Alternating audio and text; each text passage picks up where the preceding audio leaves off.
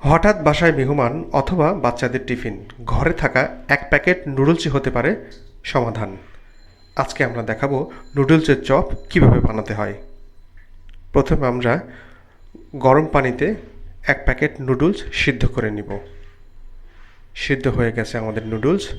এরপরে আমরা পরিমাণ মতো পেঁয়াজ কুচি দিব, ধনিয়া পাতা দিব পরিমাণ মতো, দিয়ে দিব পরিমাণ মতো লবণ, দিয়ে দিব পরিমাণ মতো মরিচের গুঁড়া, এরপরে দিব হলুদের গুঁড়া 1 চামচ, জিরার গুঁড়া 1 চামচ, এরপরে দিয়ে দিব নুডলসের মশলা 1 প্যাকেট।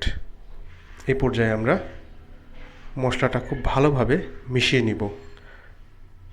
দেখতে পাচ্ছেন মশলাটা আমরা খুব ভালোভাবে মিশিয়ে নিচ্ছি। এই পর্যায়ে আমরা দিয়ে দেব 2 পিস ডিম। 2 পিস ভালোভাবে মশলার সাথে ব্লেন্ড করে নিতে হবে। এ পর্যায়ে আমরা দিয়ে দেব সিদ্ধ করে রাখা নুডলস মিশিয়ে নিব ভালোভাবে মশলার সাথে। দেখতে পাচ্ছেন হাতের সাহায্যে আমরা নুডলসটি ছাড়িয়ে নিতে হবে এবং ভালোভাবে মশলার সাথে মিশিয়ে নিতে হবে। মিশে গেছে আমাদের মশলার সাথে সম্পূর্ণ নুডলস।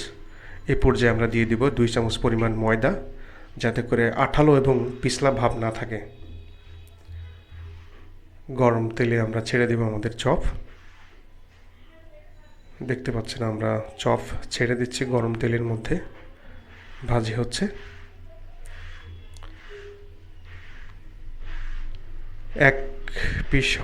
এক পাশ হয়ে গেছে ভাজি আমাদের, আমরা ঘুরিয়ে দিচ্ছি আর এক পাশ ভাজি হবার জন্যে।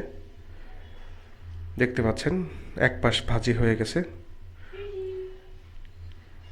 গেছে আমাদের চপ।